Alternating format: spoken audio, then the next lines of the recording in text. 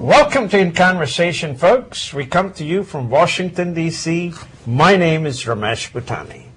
Last week, we were invited by the South Asian Bar Association, the national chapter and the D.C. chapter, and we went and actually met with the legal profession. I did not know there were that many Indian lawyers, young and brown, right there. And there I met the Obama appointees. Some of them didn't show up, but I did meet a young lady who's a lawyer. Her name is Songita Goha Biswas, and she's with me in our studios, and I welcome you, Songita. Thank you, Ramesh. Yes. Tell me a little bit. I did not know all of them. You know probably most of them. Why don't you tell me who was that? I know some of them, and I'm sure what you probably know most of them as well. There were very key people, however. Chief Information Officer Vivek Kundra was there. Preeta Bansal was there. She's actually with the Office of Management and Budget. Very key people there. And so you came to, I would say probably the hobnob of the Indian lawyers. That's right. I did meet with Neil Katyal. Yes. And the first thing he said, I don't make no news. I'm not supposed to talk about what I do. And I left him alone. I said, that's fine with us. Just talk to us about wine. That'll be good enough because that's his passion. Now, you have a passion. I do. Yes. You are tabla player. I love my tabla, yes. Tell me a little bit about yourself first. Where do you come from? How did you end up in Washington? Well, I was actually originally from New York City, and I went to UC Berkeley for undergraduate and then law school for New York. And then I obtained this job with the Department of Homeland Security, where my job was to actually improve the immigration system and basically to resolve all the kinks and whatnot and just try to make the world a safer place. Especially, this is the 8th anniversary of 9/11. And so therefore, I was very fortunate to be a part of this mission to see how best we can resolve this and make sure 9/11 never happens again. And in terms of the passion, in terms of tabla, this is something I started out when I was only 8 years old, and I just loved it. I just felt that tabla is the basic structure of Indian classical music. My parents, of course, said, well, she's probably going to give it up. But then they were like, no, knowing her, she's probably going to stick with it. And I kind of see tabla and law very similarly, where they're both the backbones. Tabla is the backbone of Indian music, and law is the backbone of American society. And so in that sense, that's why both of them, although not traditional for women, however, whatever I can do to bring to substance and realization and exposure, that much more, whatever I can do for the Indian community at large. You know, folks, she's played in some of the great venues. For instance, she's played at Kennedy Center. She's played with Zakir Hussain. Talk to me about it. Did he teach you something new? He is a brilliant prodigy. I met him at UC Berkeley, and he is simply incredible. I would call him the Albert Einstein of Indian classical tabla. He is just amazing, and I was very, very fortunate to become his student. And to this day, I will always call myself his student. And we try to meet each other every once in a while during the concerts and whatnot. And he is so versatile. He can play on his cheeks. He will play on his arms.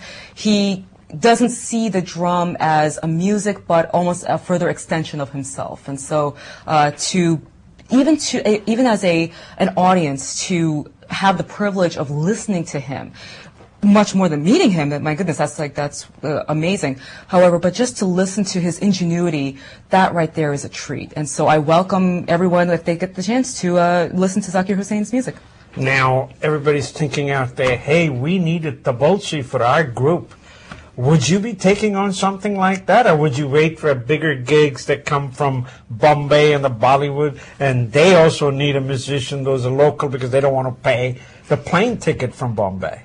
Not at all. I welcome all forms of music. I am particularly partial to Indian classical music. However, I do not go for the gigs or whatnot like that. I am more about the music than about the location or the sponsorship or anything like that. I play because I love the music. I don't play for venue-driven issues or whatnot. That's my passion. That's not any kind of promotership or whatnot. Now, you are also a supporter, a big supporter, folks, of President Obama.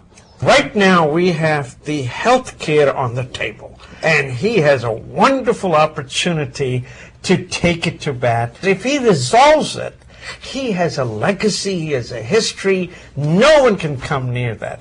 I personally believe, folks, that there is no one who can compete with these insurance companies. I mean, they are smart. Their only job is to make money. Take that away from them. 45 million Americans are on Medicare. Right. We can do 300 million on Medicare. There is no problem with the Medicare. Those who are on Medicare, they're happy. Those who are on Medicaid, they're happy. It's the people who are on insurance, they're the only ones who are unhappy. So if you put everybody on Medicare, everybody on Medicaid, which is the public option, I think, that will be the best. And then use the insurance companies to run the program. In other words, just pay them administrative costs.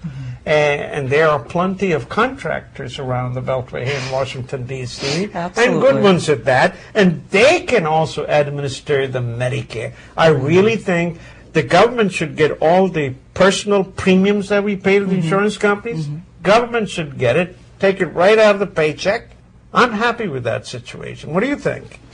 I think that definitely something has to be done sooner than later, because this healthcare situation is definitely going on and on and on, to the degree that if this does not get resolved within, let's say, the next 2 or 3 weeks, it may be tabled. Now, there was a situation about 2 years ago during the presidential elections where there was all this hype about immigration.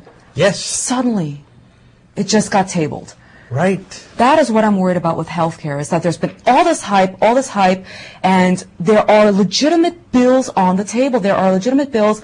Not only that, it's getting to the point where even the White House wants to introduce a bill, just do something. And of course, we don't want to do anything blindly. However, we want to do something effectively. However, it may get to the situation where if within the next 2-3 weeks, if it is not resolved, the elections are starting, the campaigns are starting for the gubernatorials and the senatorial for 2010. So therefore, what I fear is that if something is not done within the next 2 or 3 weeks, boom, it's going to be capped off, just the way immigration was 2 years ago. Well, Obama spoke to the Congress, and he has put his case forward.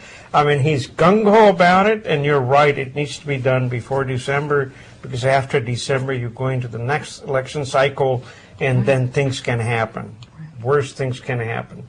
Rumors can kill many things, Absolutely.